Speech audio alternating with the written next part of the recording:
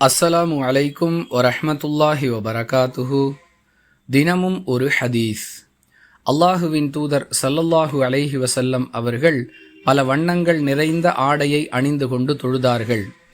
ஆடையில் உள்ள வண்ணங்களின் பக்கம் தமது பார்வையை செலுத்தினார்கள்.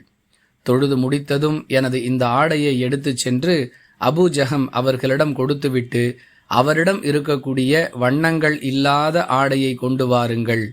சிறிது நேரத்திற்கு முன்பு இந்த ஆடை தொழுகையை விட்டும் என்னுடைய கவனத்தை திருப்பிவிட்டது என்று கூறினார்கள் என ஆயிஷா ரதியல்லாஹு அன்ஹா அவர்கள் அறிவிக்கிறார்கள். நூல் புகாரி, ஹதீஸ் எண் 373. அன்பிற்குரிய அல்லாஹுவின் நல்லடியார்களே, தொழுகையை பாதிக்காத வகையில் நம்முடைய ஆடைகளை அமைத்து கொள்வது அவசியம் என்பதை இந்த ஹதீஸ் நமக்கு தெளிவாக எடுத்துச் சொல்லுகிறது. பல வகையான வண்ணங்களும் வேலைப்பாடுகளும் எழுத்துகளும் நிறைந்த ஆடையை அணிந்து கொண்டு தொழுவதால் நம்முடைய கவனம் சிதைந்துவிடும் என்பதை இந்த ஹதீஸிலிருந்து அறிந்து கொள்ளலாம்.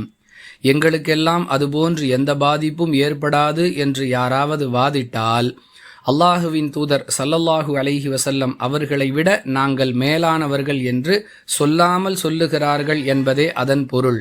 எனவே வீணாக தர்க்கம் செய்வதை விட்டுவிட்டு, எது அல்லாஹுவின் தூதர் ஸல்லல்லாஹு அலைஹி வஸல்லம் அவர்களுடைய தொழுகையை பாதித்ததோ அதை விட்டும் நாம் நம்மை தற்காத்து கொள்ள வேண்டும் என்பது இந்த ஹதீஸ் நமக்கு சொல்லக்கூடிய பாடம்.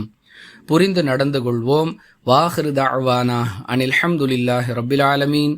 அஸ்ஸலாமு அலைக்கும் வரஹ்மத்துல்லாஹி வபரகாத்துஹு.